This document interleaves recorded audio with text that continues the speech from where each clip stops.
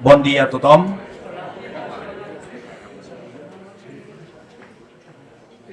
I hi som, hem deixat uns minutets sempre de cortesia i sempre el primer que diem quan ens trobem després de l'estiu, m'imagino que ha aprofitat, tothom fa bona cara i m'imagino que hem pogut desconnectar, descansar i agafar forces renovades per encetar un nou curs escolar, un nou curs pastoral. Doncs en aquesta església sinodal de la que ens convida el papa Francesc, iniciem, també ja és un clàssic, a casa nostra obrim les portes del seminari, abans també ho havíem fet durant molts anys a la sala Sant Domènec, però de la pandèmia cap aquí, ja que tenim el seminari arreglat, doncs què millor que fer les trobades a casa nostra també. Comencem aquest curs amb les jornades de teologia, les ferides i el perdó, la reconciliació. Ja dic que és un clàssic a casa nostra, donar-vos aquesta benvinguda i encomanar tot el que som, tot el que vivim, doncs, a la presència de Déu. Sabeu que tindrem al dematí una primera conferència de 45 minuts del doctor Serafín Béjar i tindrem 45 minuts i una pausa pel cafè. Anotem les preguntes que les deixaríem després. Tindríem la segona conferència de 45 minuts i la possibilitat de contestar les preguntes, la parada pel dinar, i us recordem que a la tarda iniciem, després de la conferència de la tarda, 45 minuts més i la resposta a les preguntes, amb l'Eucaristia, que puntuals a les 6 a l'església d'aquí del seminari ho farem. També és un clàssic, en aquesta Eucaristia, el nostre arquebisbe Joan Enric també entrega la missió canònica als mestres i professors de religió. Ja dic que és un símbol d'aquesta església en comunió, d'aquesta església sinodal. També aprofito el moment, que molts ho han dit també per donar les gràcies personalment, ara fa 3 setmanes que vaig acomiadar el meu pare, ja està gaudint de l'eternitat, 93 anys, Déu-n'hi-do. L'any passat començàvem també amb el teu fill Francesc, jo també públicament donar les gràcies per les mostres de condol. I encomanem al Senyor tot el que som, tot el que vivim i aquest nou curs escolar. I a la Verge intercessora li diguem: Déu vos salve Maria, plena de gràcia, el Senyor és amb vos, beneïda sou vos entre totes les dones i beneït és el fruit del vostre sant ventre Jesús. Santa Maria, Mare de Déu, pregueu per nosaltres pecadors, ara i en l'hora de la nostra mort. Amén. Mare de Núria, patrona del Bisbat d'Urgell, pregueu per nosaltres. Molt bé. Avui tots ens retrobem, sempre és una realitat molt bonica, retrobar rostres, retrobar històries, retrobar les persones. Ja ho ha dit mossèn Pepe, que aquest any hem tingut aquesta diguem-ne, dissort perquè ha mort el seu pare, però després d'una llarguíssima vida i que confiem que el Senyor ho té amb ell. Ho dic perquè els que vulgueu, sapigueu que demà, ell no ho diu, però demà hi haurà una missa exequial, una missa funeral pel seu pare, Manel, es deia el pare, que serà a Sant Julià, la parròquia on ell és rector. I com que és una tradició aquí al bisbat, doncs que el bisbe acompanya els seus germans preveres quan se'ls hi mor el pare o la mare, doncs jo no hem pogut anar a València, ens va saber molt greu, però era molt just també, era impossible, bastant complicat a primers d'agost. I jo, ara ho diré, doncs estava una mica, diguem que convalescent, ara ho explico. I no hi vam poder-hi anar, però farem aquest funeral demà, els que puguin, els que pugueu, a 2/8 a la parròquia de Sant Julià de Lòria, al seu poble a dalt Andorra. Molt bé, doncs inaugurem aquestes jornades. Fent un puntet d'ironia, doncs m'havia d'anar, però m'han dit que no, i que havia de quedar encara. I m'han donat una pròrroga en el partit. Jo vaig tenir un accident de cotxe, a finals de juliol, el dia de Santa Anna, i de fet ja tenia el quadre fet per posar a la galeria de bisbes, diguem-ne. Ja estava fet. I a més, el papa havia nomenat el bisbe coadjutor, que es diu Josep Lluís Serrano Pentinat, i que l'ordenarem de bisbe el dia 21. Però ja me'n podia anar. Però va semblar, no ho sé, suposo que la Mare de Déu, que volia ajudar, de dir, tens pròrroga.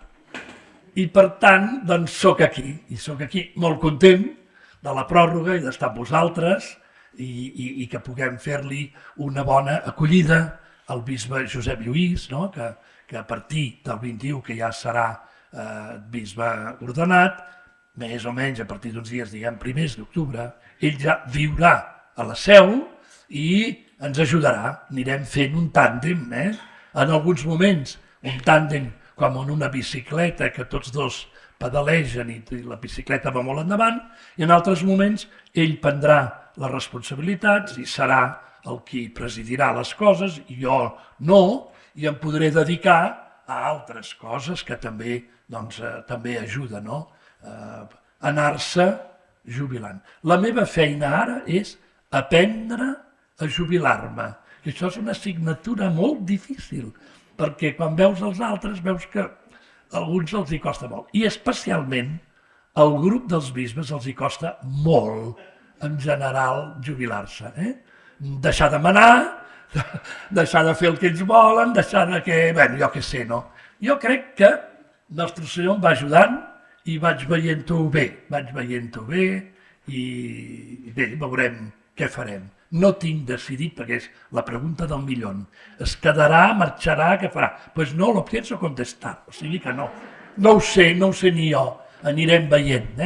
Hem preparat a la diòcesi, és veritat, que hem anat fent algun relleu, en concret el que era una mica clau, que era el representant Andorra, de mossèn Mauri a l'Eduard Ibáñez, i hem anat fent alguns altres també, en molts camps, més dels que potser veieu. Bé, i ja està, no hem de parlar molt de mi.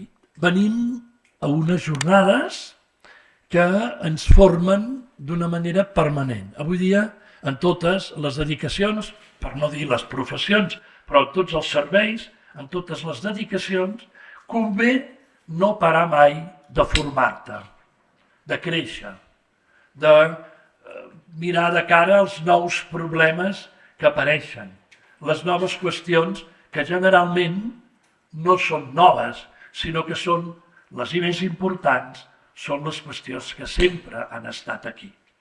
I crec que, com vosaltres, com a mi, us agrada veure aquest títol de les jornades que des de l'any passat que en vam parlar una mica amb el doctor Torralba, que és el director d'aquestes jornades, com també de la Càtedra de Pensament Cristià, doncs vam veure que era molt important aquesta temàtica.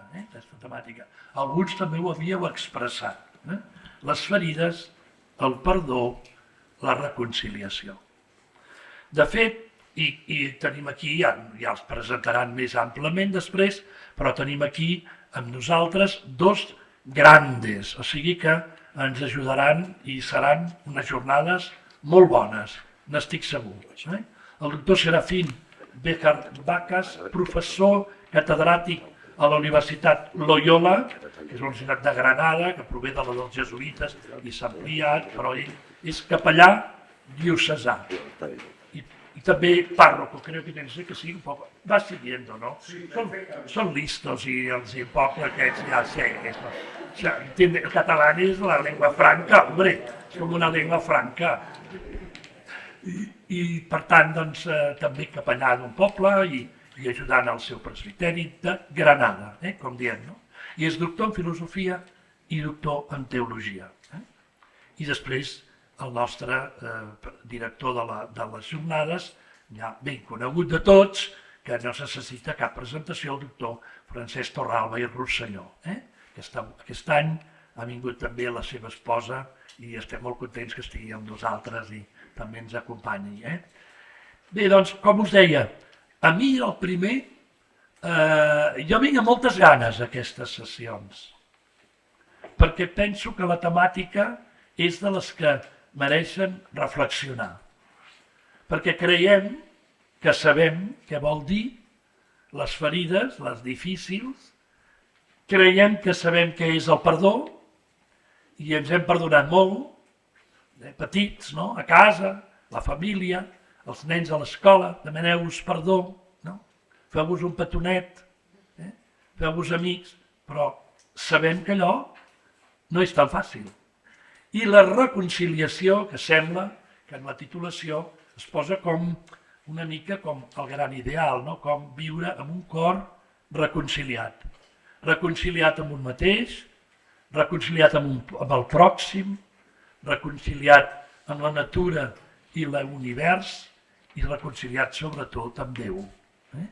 L'ésser humà és un ésser de comunió, podríem dir de comunions, en plural, no? I quan es trenquen aquestes comunions, això és el pecat que les destrueix, això és les ruptures que es poden donar, que es donen. Em venia al cap, per dir-vos avui unes breus paraules, perquè jo no volia introduir, ells són els que hi entenen, no? Dues cosetes. Una de l'Evangeli, que segurament serà els textos que també ens aprofundirà el doctor Béjar, que és aquell text del paralític, el paralític que el porten uns anònims, no diu qui són, però era una gent fantàstica. Yo se lo explico mucho este evangelio a los de Cáritas y les digo, estos son vuestros patronos, no? No es pot entrar per la porta, hi ha molta gent, cap al sostre, buscar per dalt, trencar, com ara que passés. Imagineu-vos ara uns tios que estan aquí dalt i es van trencant això, tot l'encanyissat, tot, i aquí el Jesucrist que predicava, allà parat pols, cascots, ens acaben baixant un tio amb una camilla, no aquestes cadires de rodes fantàstiques que tenim ara, no, un cacau, pum, paf, i apareix aquí un senyor que està paralític, i tot el lío que té, jo he fet cua 4 hores per entrar, aquest entra de cop, etc., no? I un cop està allà davant de Jesús, Jesús li diu que li perdona els seus pecats. I es queda tan panxo. I clar, tothom diu, home, ja està bé els pecats, però aquest home el que vol és caminar, aquest home és paralític. I llavors Jesús, que els veu, els cors, s'interroga de dir, què és més fàcil? També es podria dir què és més important, que Déu et perdoni o que caminis? Doncs perquè creieu que jo puc perdonar, que Déu perdona, i li diu 3 coses molt importants. Li diu, aixeca't, pren la teva llitera i camina. Humanament li havia d'haver dit, aixeca't, llença la llitera que no la vulguis veure mai més, crema-la i després segueix-me. I no, i li diu, sempre m'ha impactat molt això a mi, d'aquest evangeli, que carregui la llitera i se'n va anar amb la llitera. Jo crec que és molt emblemàtic per entendre el que ens diran avui i demà aquests 2 doctors en filosofia, en teologia, perquè què deu voler dir? Que t'aixequis? A vegades no pots, tens una depressió tremenda, no pots aixecar-te, no ho pots solucionar. Que prenguis la llitera, l'has de prendre tu, la llitera. Ja pots anar a pagar amb el psiquiatre millor del món mundial, però si no te la carregues tu, si no assumeixes tu, si no aprens a dur les ferides que la vida a vegades t'ha fet, i les culpes dels altres també, doncs, i després caminar, continuar caminant. Jo ahir que teníem una estona, el David i jo, vam veure un tros, tot no, però vam veure tot un tros de la sessió inaugural dels Jocs Olímpics dels Paralímpics, dels que són... Bueno, alguns testimonis que van posar a la pantalla, vau veure alguns potser? Vau veure, no? Doncs eren molt impressionants, no? Com persones sense braços, persones que havien perdut la vista, persones que no podien aparentment ballar perquè tenien una cama que no tenien de cama i tenien una muleta, no? Com s'expressaven, tant els que ho deien, s'expressaven parlant, amb un testimoniatge impressionant, a tota pantalla, o bé també altres ho feien plàsticament, cantant. Va ser impressionant, un cantant fantàstic, que hauríeu dit que era un bo del rock, i que de cop es va treure la camisa que duia i apareixia que era manc, que no tenia braç. I que per un cantant que el que vol és lligar, no?, i tenir moltes fans i no sé què, doncs l'hauria enterrat, allò. I aquest havia cantat per a tot el món en aquella sessió inaugural. Bé, em va impressionar molt, I crec que ens hem de deixar impressionar. Com que ara tot es pot tornar a veure, doncs los deberes és que lo veáis, ¿vale? Quan has de veure la bírria de tele que donen, doncs us poseu aquesta sessió. Tampoc la canonitzo, perquè jo no la vaig veure tota, vull dir que si surt una altra Santa Cena, jo no he dit res, perquè no sé el que van fer, no?, per l'Avinguda i la plaça de la Concòrdia. Com que la primera inaugural hi ha hagut bollo, amb la Sant Sopar aquell, que era Baco, no vau veure malament vosaltres. Era el déu Baco, o no sé què. Però sí que us volia dir que hi ha gent que ens donen grans lliçons i ells ens en parlaran. Potser ens donaran la reflexió més profunda, no?, de què vol dir les ferides i qui té ferides molt profundes. L'Església està intentant entendre una mica més les ferides dels abusos sexuals, però també de consciència i els abusos de poder. Jo sóc el primer que m'he de convertir. Quan diuen, és que els lluïsos, jo penso, una mica de raó tenen, perquè no n'hem sabut, no hem fet bé, no hem entès les ferides que moltes persones porten. I el primer, ara ja és com un ritornello, que has de dir el primer que has de dir, les víctimes, però que això no sigui retòric, que això no sigui per quedar bé.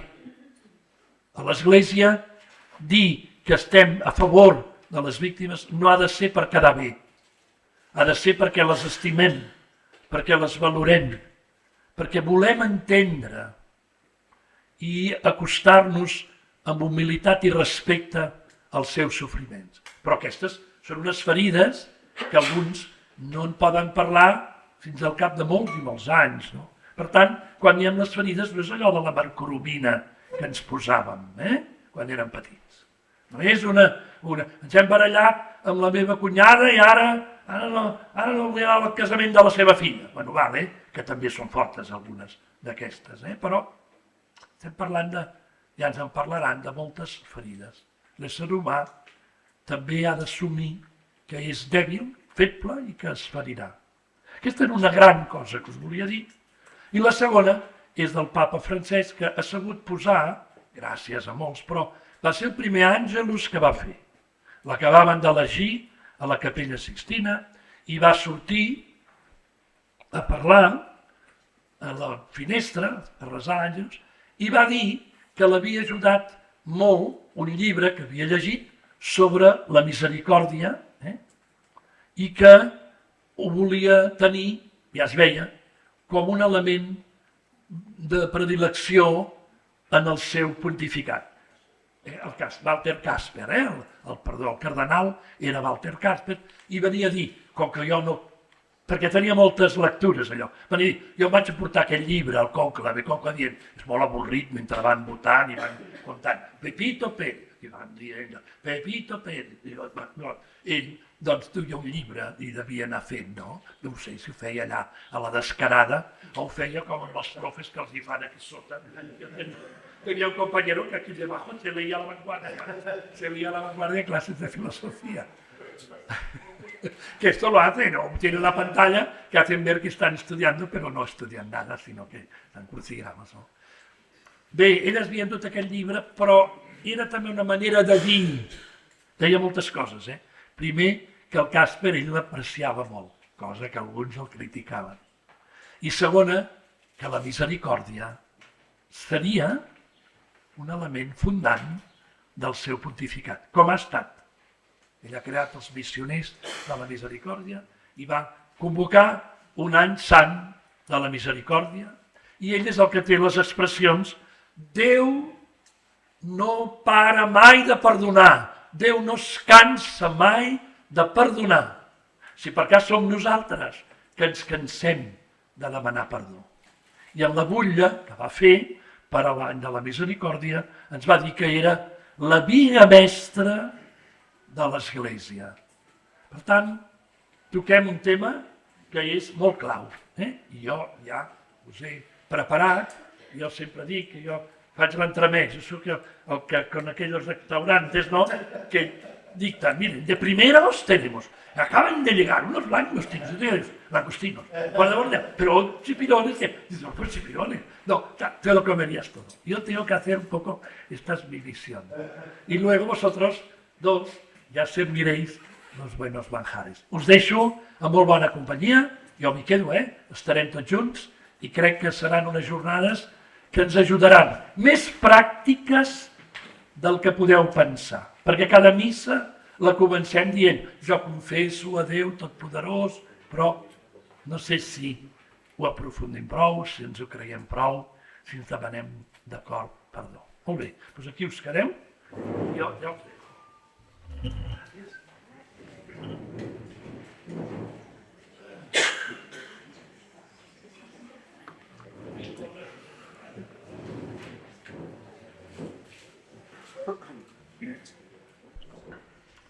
Doncs molt bon dia a tothom, senyor bisbe, vicaris, preveres, professores i professors de religió, també laics i laiques d'aquesta diòcesi i d'altres, que em consta que també venen a les jornades a passar 2 dies aquí a la Seu.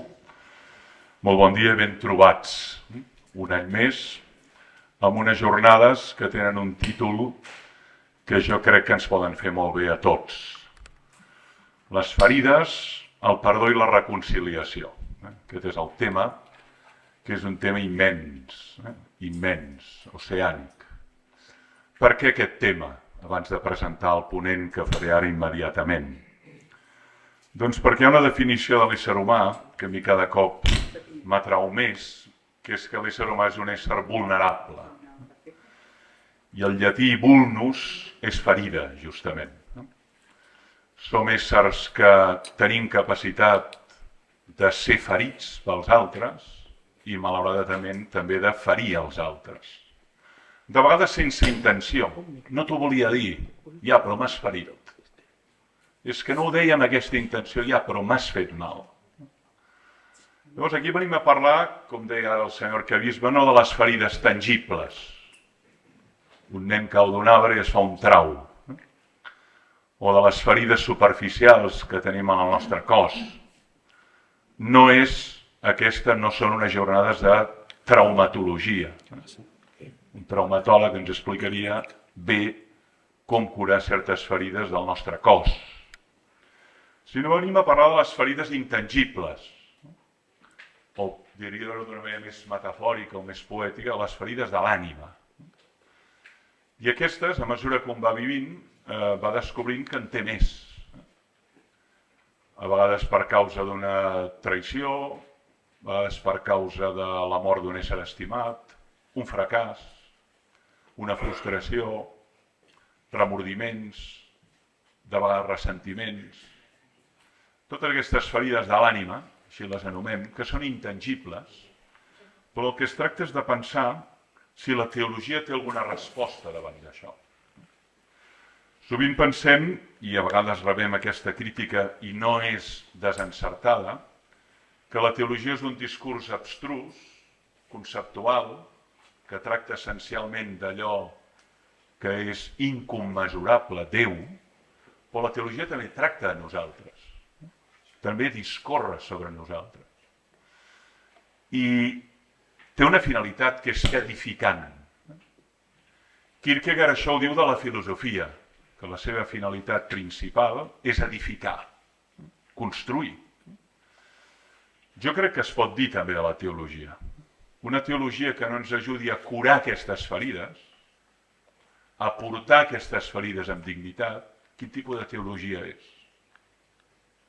Que no ens ajudi a què fem amb el ressentiment, què fem amb la culpa, què fem amb el rancor, què fem amb la desesperació, què fem amb la tristesa, què fem amb la nostàlgia, què fem amb l'esperit de venjança, tot això són ferides. Una teologia que és incapaç de donar una resposta a això, quin tipus de teologia és? Per això, aquestes jornades estan pensades en una clau molt existencial. No? Com la teologia pot ajudar a nosaltres i podem ajudar a d'altres a mirar de guarir aquestes ferides. Hi ha ferides que es poden guarir, hi ha ferides que no. Hi ha ferides profundes, hi ha ferides superficials. Però la teologia, què aporta davant d'això? I clar, el gran tema aquí és el perdó i la reconciliació, que és el que abordarem a fons i que és una de les qüestions centrals en l'ètica cristiana, el perdó i la reconciliació. Deia Plató que el metge és el filòsof de l'ànima. És una de les definicions més boniques que diu del filòsof. Hi ha Hipòcrates, que és el metge que cura les ferides del cos, segle V abans de Crist, contemporani de Plató. Llavors Sant Agustí corregeix a Plató i diu no, el metge de l'ànima és Crist. Qui cura l'ànima de les seves ferides és Crist. Això com ho entenem i com ho podem explicar i com ho podem donar a conèixer avui. Llavors, qui ens ajudarà a fer aquesta reflexió? Ve un teòleg de lluny, ve de Granada a la Seu hi ha molts quilòmetres i és un gran esforç venir de desplaçament, perquè a més de teòleg és prevere i porta una comunitat i per tant vol dir que durant aquests 2 dies estarà amb nosaltres aportant la seva veu i la seva saviesa sobre aquesta qüestió. Estic parlant de Serafín Béjar, el doctor Serafín Béjar, que és doctor en teologia, es va graduar amb el doctorat a la Universitat Gregoriana de Roma i a més va fer una tesi comparant 2 teòlegs de referència, un teòleg italià que és bisbe, Bruno Forte, i un dels teòlegs de referència a Espanya, Premi Ratzinger, que és Olegario González de Cardenal. Però a més va fer també la tesi en filosofia, té aquest doble doctorat, i això es detecta especialment en la seva obra, que hi ha alguns dels textos aquí fora i que alguns que vulgueu us podreu adquirir, també ell us els signarà.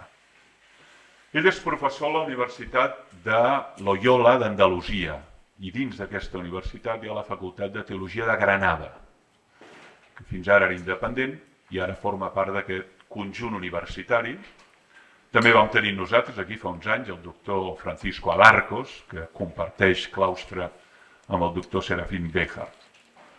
Estem parlant d'un teòleg jove i d'una veu nova a l'Església en el conjunt d'Espanya, 50 anys, acabats de fer, i una gran producció.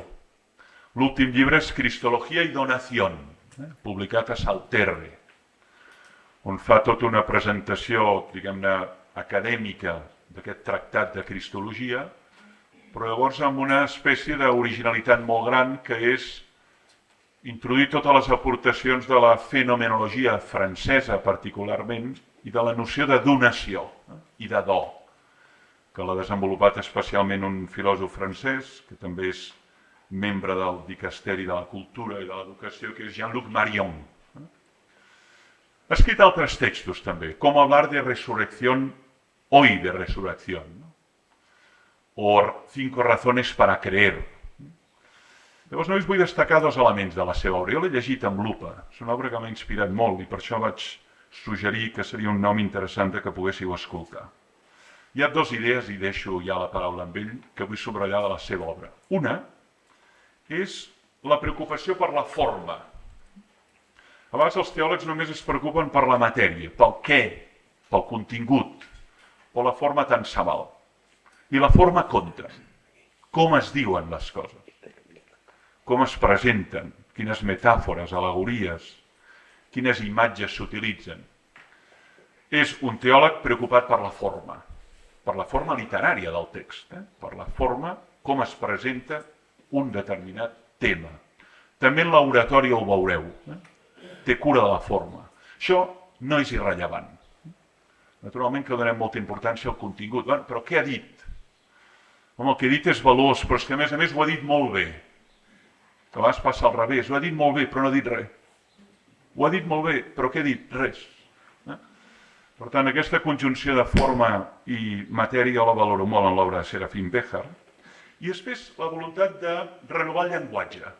Que això és una exhortació que el papa Francesc ens va fer justament a l'audiència privada quan vam rebre el Premi Joseph Ratzinger, el doctor Pablo Blanco i un servidor, la meva dona era present, que també és aquí, i va dir hacer una teologia que s'entienda, que arribi a la gent, i no només a una petita elit d'iniciats o d'erudits, que ja ho saben tot, ¿no?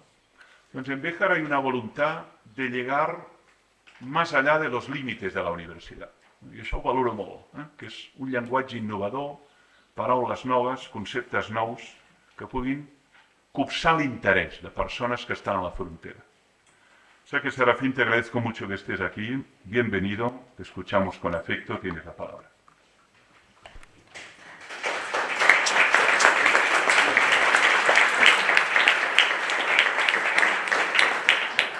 Buenos días. Yo siempre digo que guarden los aplausos para el final, porque lo mismo les queda pocas ganas de aplaudir, ¿no?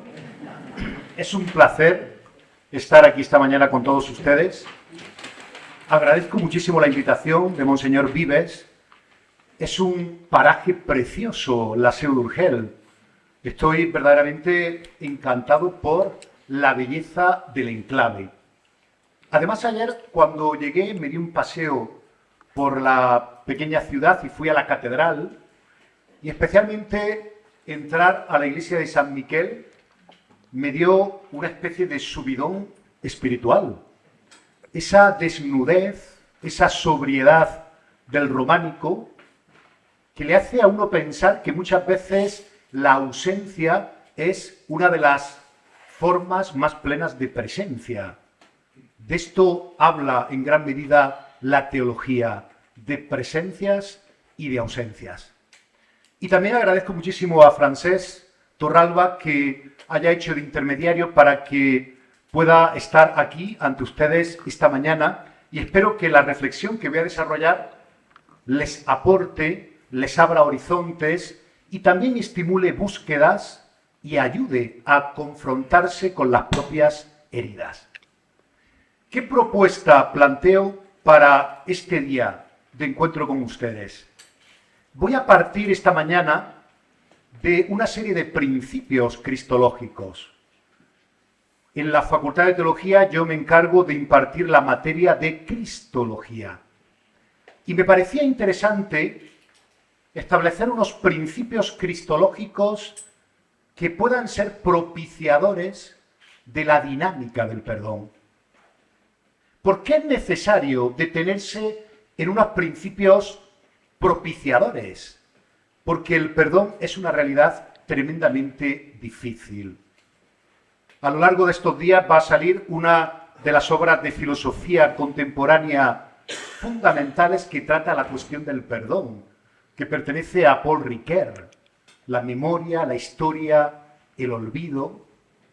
Allí tiene él un capítulo donde adjetiva el perdón como difícil.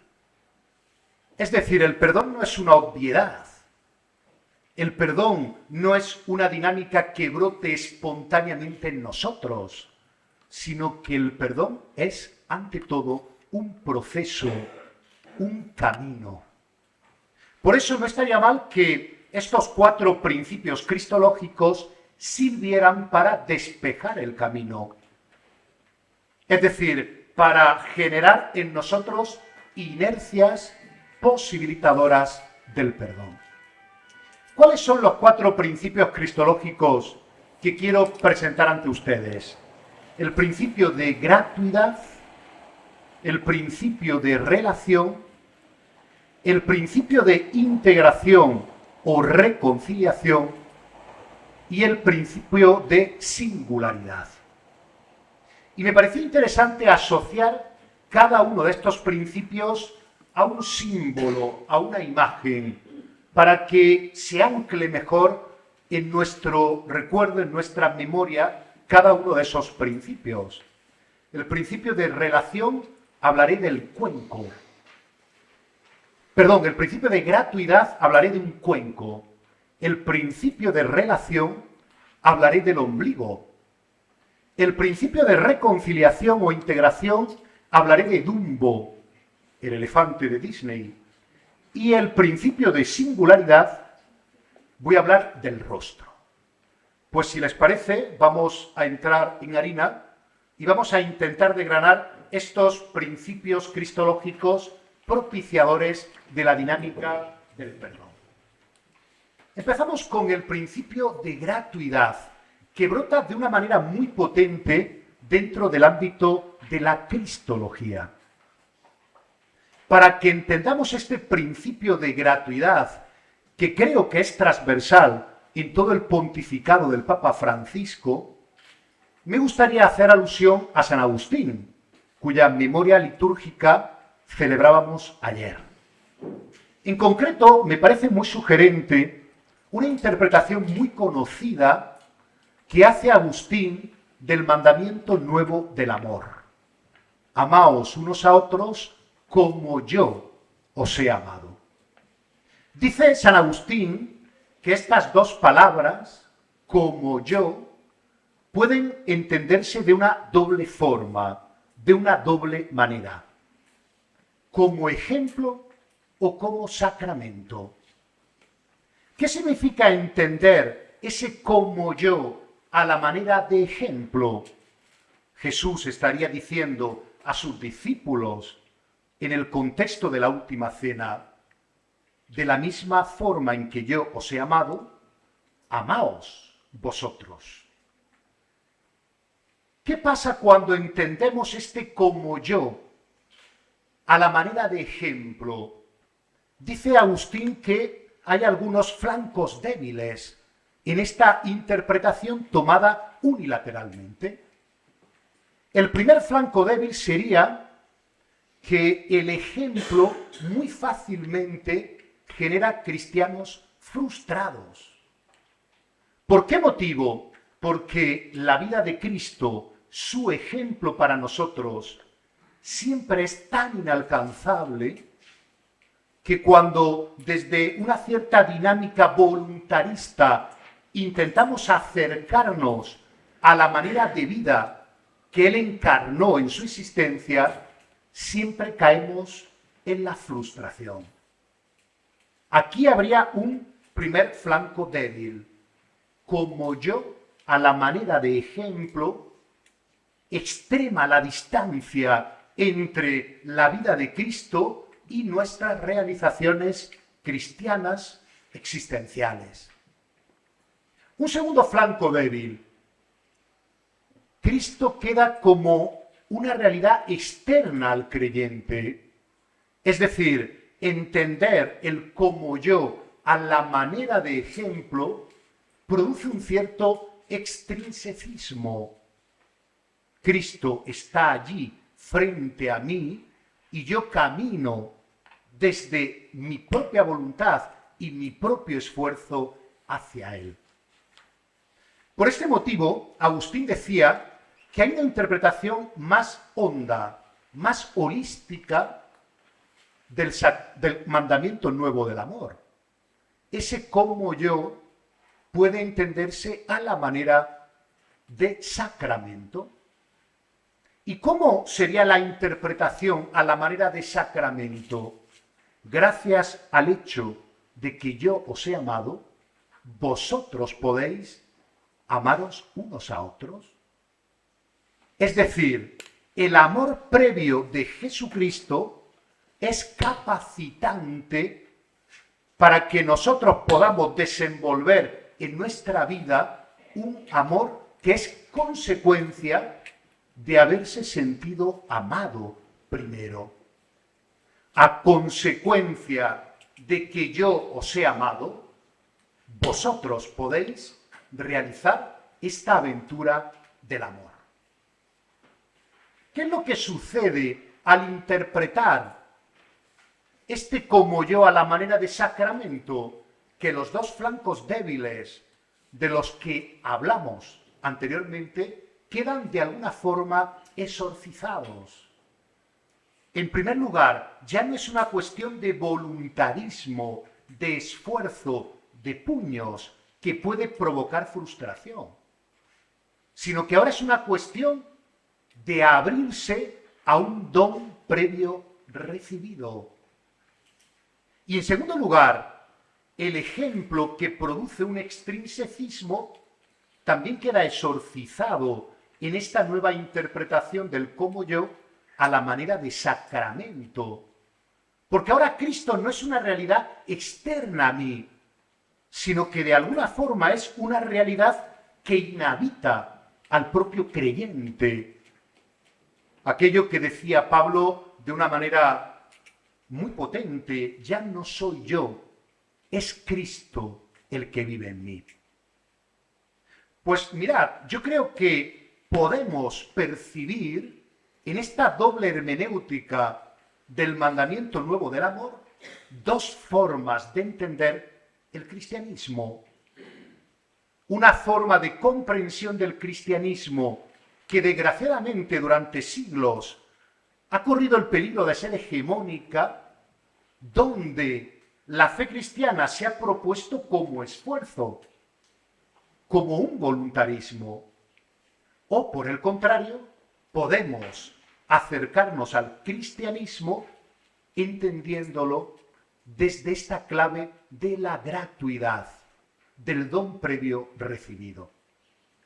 Os decía al comienzo que el Papa Francisco ha encontrado en esta veta de profundización una de las claves de su pontificado.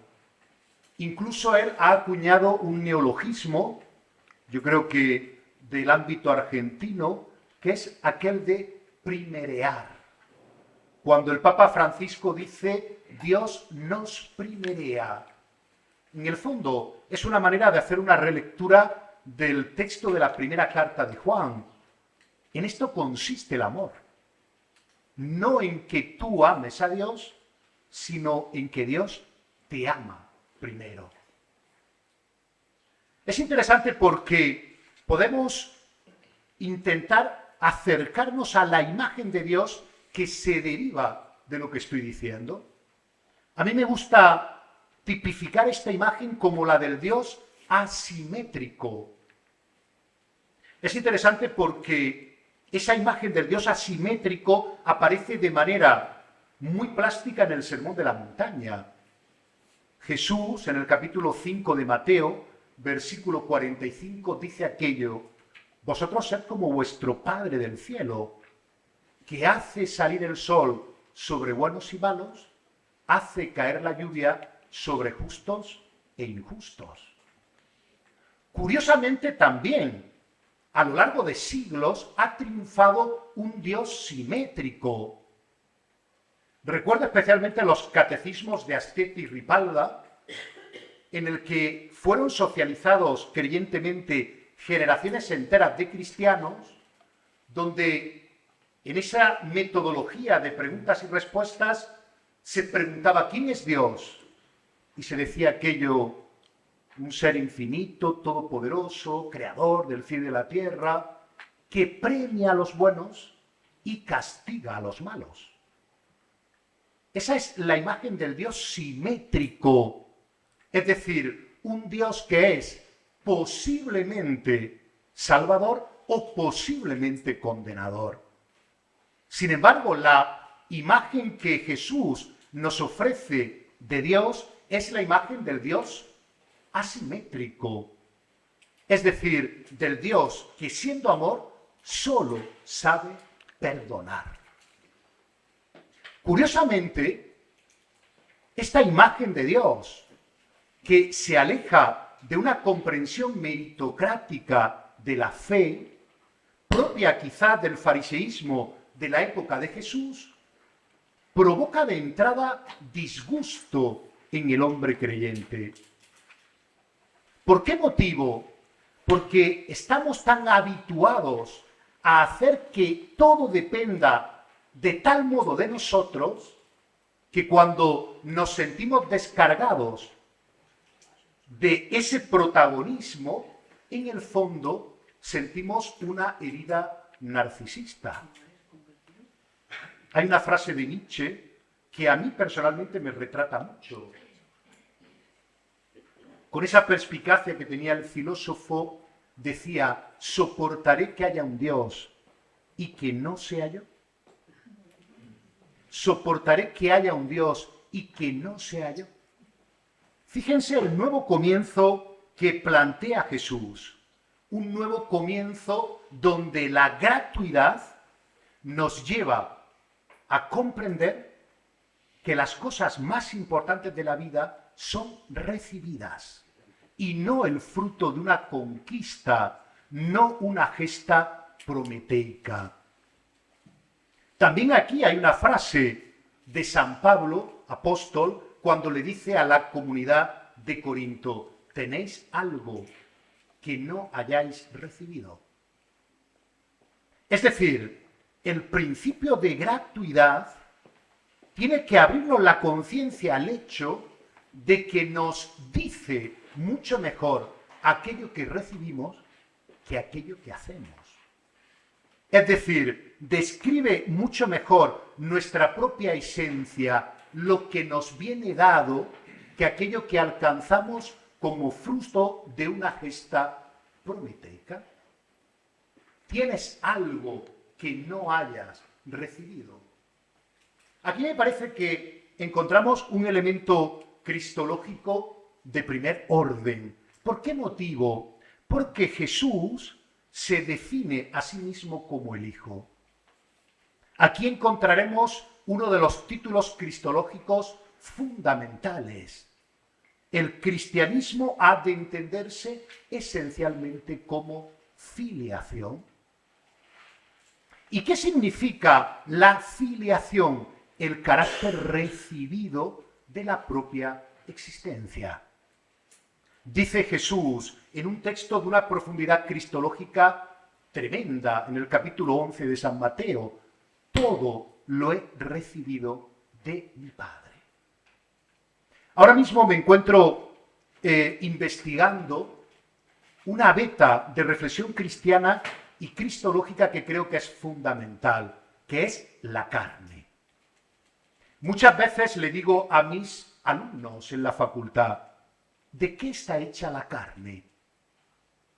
Les digo, el ser humano viene a este mundo en la carne. Y también el Hijo se ha revelado a nosotros en la carne. Pero, ¿de qué está hecha la carne? Mirad, no todo ser humano es esposo o esposa. No todo ser humano es padre o madre. Ni siquiera todo ser humano es hermano o hermana. Puede existir la experiencia de ser hijo único. Pero, sin embargo, todo ser humano es hijo o hija. ¿De qué está hecha la carne? La carne está hecha de filiación. Pero podemos seguir profundizando esta cuestión. Yo puedo y debo hacer algo para ser esposo o esposa. Puedo y debo hacer algo para ser padre o madre. Sin embargo, ¿qué tengo que hacer para experimentarme como hijo? La filiación es una realidad recibida. Es una realidad que me viene dada, de forma que la carne definitoria de nuestra naturaleza humana está sustantivamente hecha de filiación. ¿Qué quiere decir esto? Que la identidad profunda que nos constituye en nuestro más profundo centro es saberse recibido desde otro. Ahora podemos entender la imagen del cuenco, que retrata de una manera, creo que significativa, esta idea de la gratuidad. ¿Para qué está fabricado un cuenco? El cuenco no tiene otra misión que recibir. El cuenco está hecho para ser llenado por una realidad que viene de fuera de sí.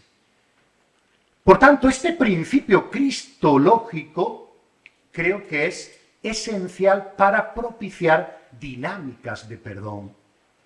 Si me define mucho mejor aquello que recibo que aquello que yo hago, tengo que caer en la cuenta de que las realidades fundamentales de la vida son dadas. Creo que aquí podemos encontrar una veta por la cual transitar para plantearnos esta cuestión del perdón. Vamos a intentar profundizar en lo que estoy diciendo. ¿Qué pasa cuando el ser humano, cuando el cristiano, cuando el creyente se pone al amparo de un exceso, de una demasía, de una sobreabundancia? Hay un teólogo, para mí es el mejor teólogo del siglo XXI, Adolf Michel. Hay una obra en 7 volúmenes, Dios para pensar, que siempre aconsejo a mis alumnos. Dice Geshe que el cristianismo brota de la quiebra de la norma de lo simplemente debido. Y por eso este teólogo belga encuentra en la categoría de exceso una clave de comprensión del cristianismo. El principio de gratuidad, de donación que estoy intentando desplegar ante ustedes, es un exceso, una demasía, lo sobreabundante.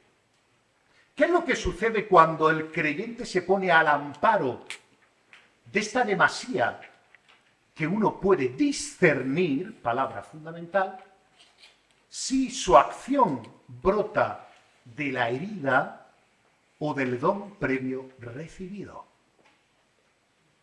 Esto me parece importantísimo para realizar un discernimiento en serio de nuestras praxis eclesiales y también de nuestra propia vida espiritual. Si les parece, vamos a leer un texto de Pablo, un texto que desgraciadamente se lee en todas las bodas y que creo que ha quedado un tanto devaluado, porque de tanto repetirse quizá no somos capaces de percibir la perspicacia de lo que Pablo está afirmando en ese texto de la primera carta a los Corintios. ¿Lo tienen ahí?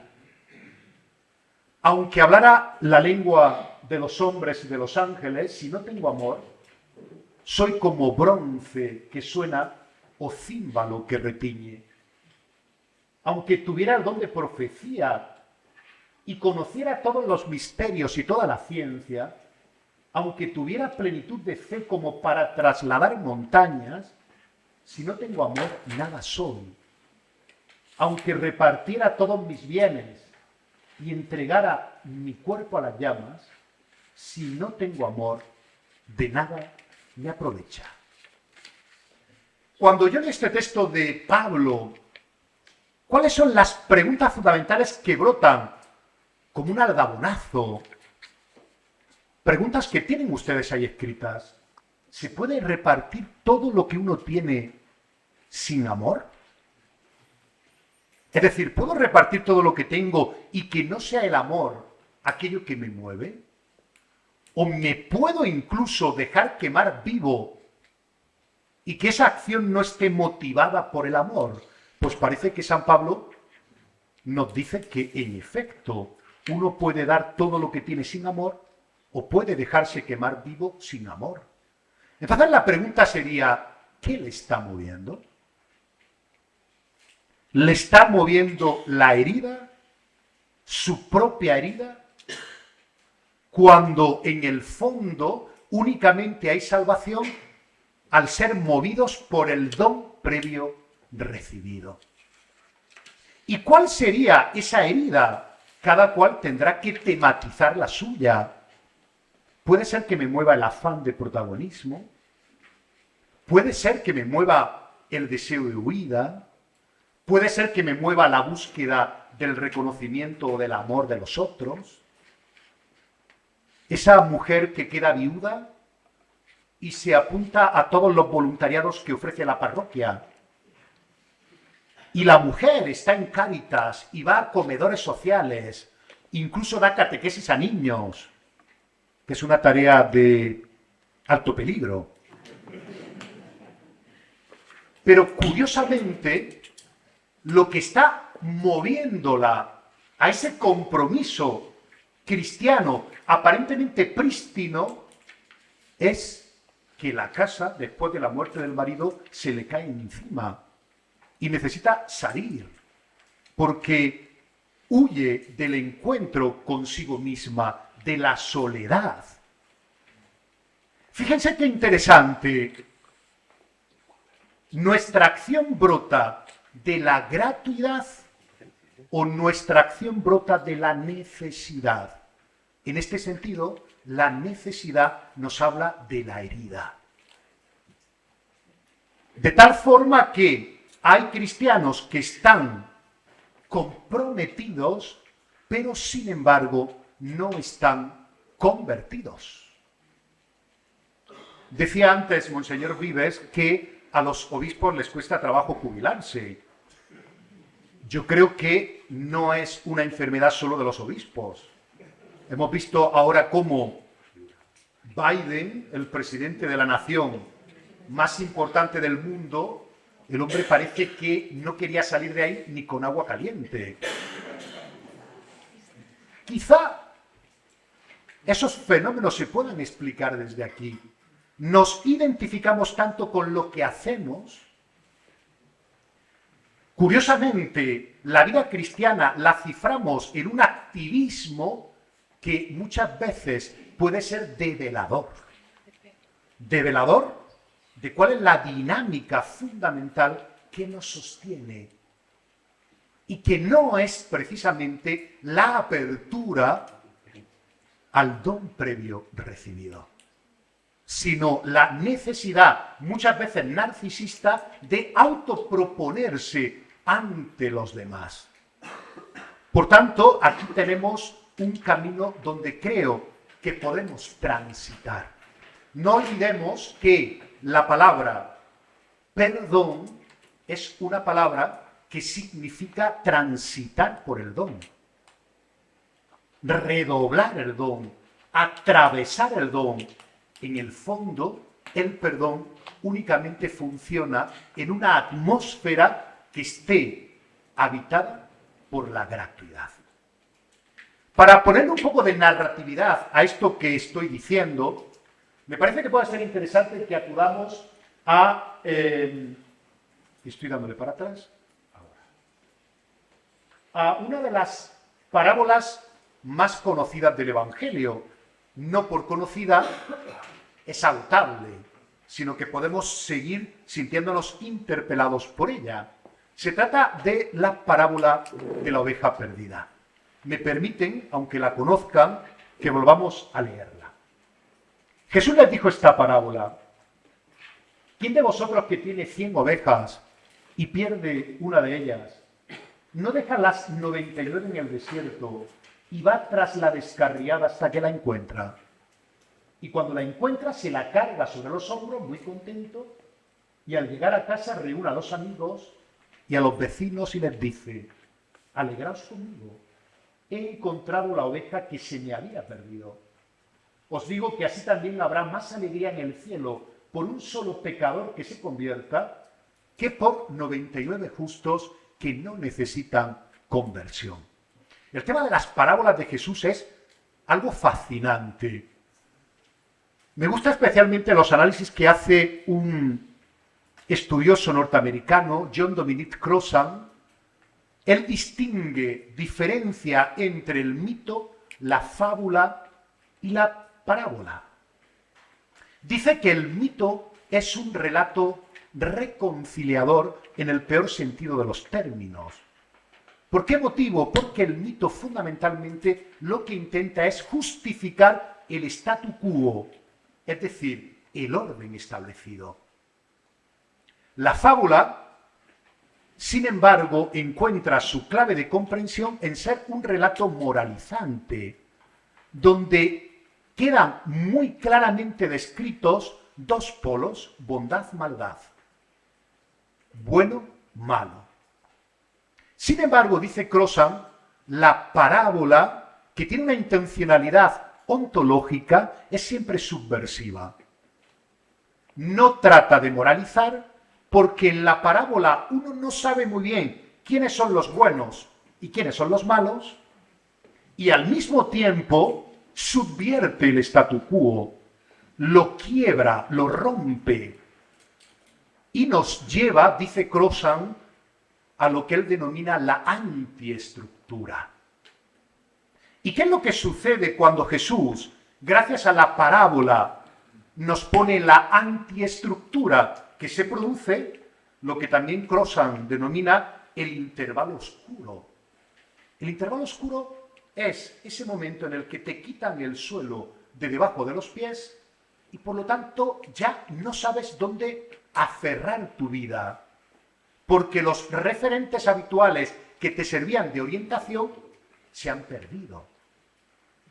Fíjense en esta parábola que comienza con un poco de ironía jesuánica, los granadinos diríamos un poco de mala follán, que es una característica de la personalidad granadina. ¿Quién de vosotros que tiene 100 ovejas y pierde una, no deja 99 en el campo y va en busca de la perdida? ¿Quién? Nadie. Nadie en su sano juicio se arriesgaría a ir a buscar la perdida a riesgo de que a su vuelta se hubieran extraviado 18. Y fíjense qué interesante, porque hay una cascada de verbos. Ya saben ustedes que el verbo siempre indica acción y todos recaen en la persona del pastor. O de otra manera, ¿qué es lo único que hace la oveja? Por cierto, una personificación de cada uno de nosotros. Lo único que hace la oveja bien es perderse. El resto de verbos, ¿quién de vosotros tiene, pierde, deja, va, encuentra, carga, llega, reúne, dice? Todos esos verbos están poniendo de manifiesto que el protagonista de la acción es precisamente el pastor. Esto es gratuidad. Fíjense que el colmo de la gratuidad se evidencia en el hecho de que ni siquiera la oveja descarriada hace el camino de regreso a casa, porque el pastor la carga sobre sus hombros. ¿Perciben ustedes el ataque narcisista? Es decir, toda la acción, todo el protagonismo, todo el derroche de donación está en la figura del pastor, que es una personificación del Dios bueno en el que Jesús sostiene y descansa su propia existencia. Pues fíjense, me interesa mucho que hagamos un ejercicio de literatura comparada, sobre todo con una parábola que pertenece al Evangelio copto de Tomás, que es un evangelio de tintes gnósticos que fue encontrado en Nag Hammadi, Alto Egipto, en el año 45. Y es un texto que a mí me resulta siempre cómico porque pone de manifiesto la presencia de un agiógrafo que no ha sido capaz de soportar el intervalo oscuro que caracteriza a todas las parábolas de Jesús. Y lo van a percibir perfectamente en la narrativa de esa parábola que encontramos en un evangelio apócrifo, el evangelio copto de Tomás. El reino se parece a un pastor que poseía 100 ovejas. Una de ellas, la más gorda, se extravió. Entonces dejó abandonadas a las 99 y se dio a la búsqueda de esta hasta que la encontró. Luego, tras la fatiga, dijo a la oveja: te quiero más que a las 99. Curiosamente, como diría Marión, un amor que se sustenta en una razón no es amor en absoluto. Es decir, tú no me amas a mí, amas mi peso, amas mi gordura, amas la rentabilidad que yo te voy a dar cuando me vendas en la plaza pública. Es muy interesante. ¿Por qué? Porque habitualmente estamos tan habituados de habitar en una lógica del beneficio o la rentabilidad, o incluso estamos tan habituados en habitar en una lógica de la mera equivalencia que la lógica de la gratuidad no nos sirve para pensar nuestras relaciones, incluso nuestras transacciones económicas, la vida social, la vida política. Y no soportamos el intervalo oscuro. Y por tanto, ese agiógrafo del siglo II ve la parábola de Jesús y dice, aquí hay algo que no cuadra. Tiene que rentarle al pastor abandonar 99, porque de lo contrario la narrativa no va. E introduce precisamente aquellas palabras, la más gorda, que matan la novedad precisamente del anuncio de Jesús de Nazaret. Vosotros sed como vuestro Padre del cielo, que hace salir el sol sobre buenos y malos, hace caer la lluvia sobre justos e injustos. Me gustaría, para ir cerrando este primer acercamiento, esta primera reflexión, poner en correlación lo que vengo diciendo, el principio de gratuidad. Quedémonos con la imagen del cuenco, con el desarrollo de la modernidad. Se dice que estamos en una crisis de la modernidad. A mí me gusta decir que hay modernidades, porque existen diversas declinaciones de la modernidad. Una declinación que hizo fortuna es la propiamente ilustrada, que tiene un eslogan que debemos a Immanuel Kant, cuando en su reflexión ¿qué es la ilustración?, él dice aquello que es la salida del hombre de su culpable incapacidad. ¿Qué incapacidad? La de atreverse a pensar por sí mismo. Y entonces se establece el eslogan de la modernidad ilustrada, sapere aude, es decir, atrévete a pensar. Pero es curioso porque hay otras declinaciones de lo moderno. Por ejemplo, la propiamente marxista. Es muy interesante porque, de alguna forma, Marx realiza una impugnación a esa modernidad ilustrada cuando dice aquello de que la filosofía hasta ahora se ha encargado de interpretar el mundo, de pensar. Atrévete a pensar. Ya es hora de que la filosofía no piense el mundo, sino que lo transforme.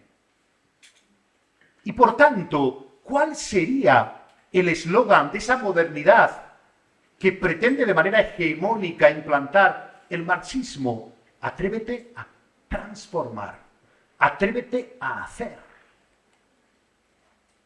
Pero hay también otra posible declinación de lo moderno que encontramos en Nietzsche, que es más consciente que ningún filósofo quizá de las aporías de la propia modernidad.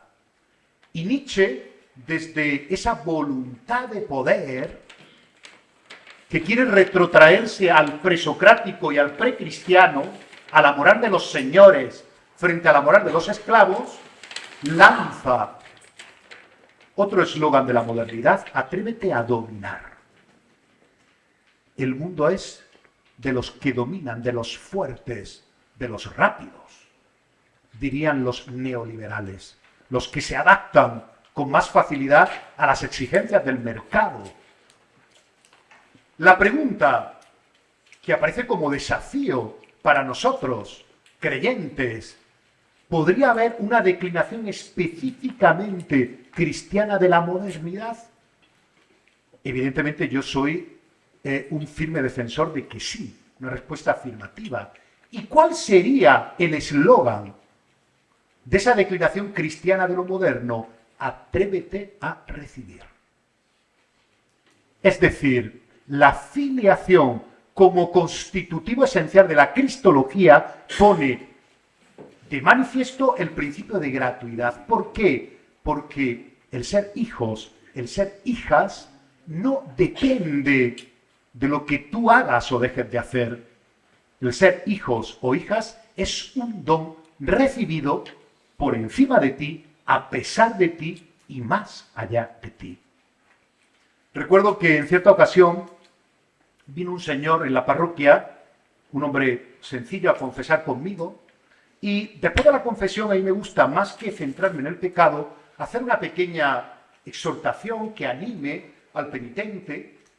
Y yo con mucho entusiasmo le dije a aquel señor, mire usted, no hay nada que pueda hacer para que Dios lo quiera más. Y no hay nada que usted pueda hacer para que Dios lo quiera menos. Y me dijo aquel señor, qué raro habla usted. Bueno, quizá esa rareza de mi feligrés tenía que ver en gran medida con lo extraña que ha sido a nuestras dinámicas de evidencia cristiana precisamente este principio de gratuidad que rompe con el voluntarismo y que plantea ante nosotros la posible declinación de la modernidad, tal como les comentaba. Atrévete a recibir. Muchas gracias. Nos vemos a continuación.